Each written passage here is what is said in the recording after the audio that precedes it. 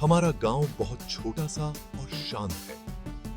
यह एक नदी के किनारे बसा है। यहाँ आम के पेड़ों की खुशबू हवा में हमेशा घुली रहती है। हमारे गांव के बीचों बीच एक बहुत पुराना आम का पेड़ है।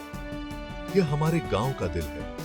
हर दिन बच्चे उसकी छाया में खेलते हैं। औरतें बातें करने और हंसने के लिए इकट्ठा होती हैं। इस आम के पेड़ ने बहुत से मौसम देखे हैं। इसने गर्मियों में छाया दी है। यह हमारे सुख दुख का खामोश गवाह रहा है। गांव वालों का मानना है कि यह एक पवित्र पेड़ है।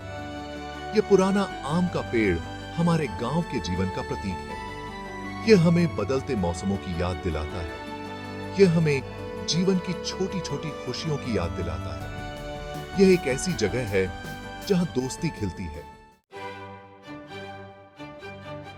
राम और श्याम सबसे अच्छे दोस्त थे। वे गांव में ही रहते थे। हर दिन वे पुराने आम के पेड़ के नीचे मिलते थे। वे कहानियां और राज शेयर करते थे। वे तब तक खेलते रहते थे जब तक सूरज ढल नहीं जाता था। के मोटू के थे। श्याम, चलो देखते हैं आज कौन सबसे तेज पेड़ पर चढ़ता है। हाँ हाँ, तुम जानते हो कि मैं जीतूंगा राम, पर चलो करते हैं। राम एक दयालु और शांत लड़का था। श्याम बहादुर और हमेशा हंसमुख रहता था। वे अलग थे, लेकिन उनकी दोस्ती बहुत मजबूत थी। वे एक ही पेड़ की दो शाखाओं की तरह अविभाज्य थे। एक गर्मी के दिन श्याम बहुत बीमार पड़ गया। उसका परिवार चिंतित था। गांव का डॉक्टर उसे देखने आया। सब उम्मीद कर रहे थे कि श्याम जल्दी ठीक हो जाएगा। दिन रात में बदलते गए, पर श्याम की तबीयत में कोई सुधार नहीं हुआ। वह कमजोर था और अपने बिस्तर से उठ भी नहीं पा रहा था। राम अपने दोस्त के लिए बहुत परेशान था। वह हर दिन श्याम से मिलने जाता था। श्याम, मैं तुम्हारी पसंद की कहानी की किताब लाया हूँ, चलो साथ में पढ़ते हैं। धन्यवाद राम, जब तुम यहाँ होते हो तो मुझे हमेशा अच्छा लगता है। राम घंटों श्याम के पास बैठता रहता। वह उसे कहानियां और चुटकुले सुनाता। वह अपने दोस्त का मनोबल बढ़ाना चाहता था। श्याम इतना कमजोर था कि ज्यादा बोल नहीं पाता था, लेकिन वह हमेशा राम को देखने के लिए उत्सुक रहता था। एक दिन गांव के डॉक्टर ने कहा कि श्याम को खास दवाई की जरूरत है। वह उनके गांव में उपलब्ध नहीं थी। उसे शहर से लाना पड़ेगा। यह यात्रा लंबी और कठिन थी। राम, श्याम को इस दवाई की तुरंत जरूरत है। यह एक कठिन यात्रा है, लेकिन इसे करना ही होगा। मैं करूंगा। मैं शहर जाकर श्याम के लिए दवाई लाऊंगा। अपने दोस्त की मदद करने के लिए राम का दृढ़ संकल्प अटूट था। वह जानता था कि यात्रा कठिन होगी, लेकिन श्याम के लिए वह किसी भी चुनौती का सामना करने के लिए तैयार था। यह सुनकर राम का कलेजा मुंह को आ गया।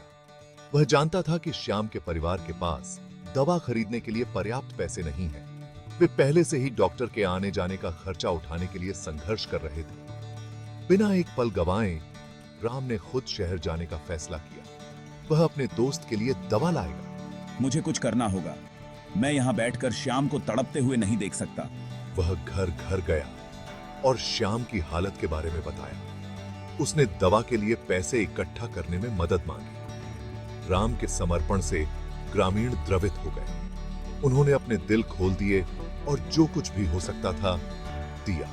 राम, तुम्हारा दृढ़ संकल्प प्रेरणा देने वाला है। हम हर संभव मदद करेंगे। गांव एक हो गया, अपने समुदाय की ताकत और एक दूसरे के लिए अपने प्यार को दिखा रहा था। राम ने शहर की यात्रा की और वापस आया। यह एक लंबी और थका देने वाली यात्रा थी, लेकिन उसके पास दवा थी। वह श्याम से मिलने के लिए बेताब था। वह जानता था कि यह दवा उसे ठीक कर देगी। मेरे पास दवा है, आखिरकार श्याम अब ठीक हो जाएगा। श्याम कमजोर था, लेकिन अपने दोस्त को देखकर खुश हुआ। वह रोज दवा लेता था। धीरे धीरे वह बेहतर महसूस करने लगा। उसने थोड़ा खाना शुरू कर दिया।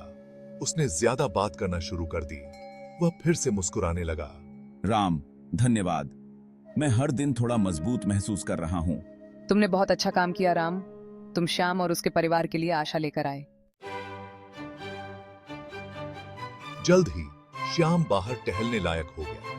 वह पुराने आम के पेड़ के पास गया। उसने देखा कि राम उसका इंतजार कर रहा है। उन्होंने एक दूसरे को गले लगा लिया। वे फिर से मिलकर बहुत खुश थे। श्याम, तुम वापस आ गए। मुझे तुम्हारी बहुत याद आई। राम, मैं तुम्हारे बिना यह नहीं कर सकता था। हर चीज के लिए धन्यवाद। श्याम को फिर से स्वस्थ देखकर ग्रामीण बहुत खुश हुए। इस अनुभव ने सभी को एक बहुमूल्य सबक सिखाया। उन्होंने सच्ची दोस्ती की ताकत के बारे में जाना।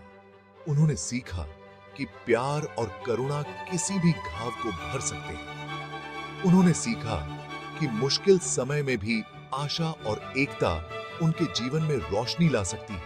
इस गांव ने दिखाया है कि साथ मिलकर हम किसी भी चुनौती का सामना कर सकते हैं। और इस तरह गांव पहले से कहीं अधिक मजबूत और एकजुट होकर रहा, यह जानते हुए कि सच्ची दोस्ती और सामुदायिक भावना सभी को जीत सकती है।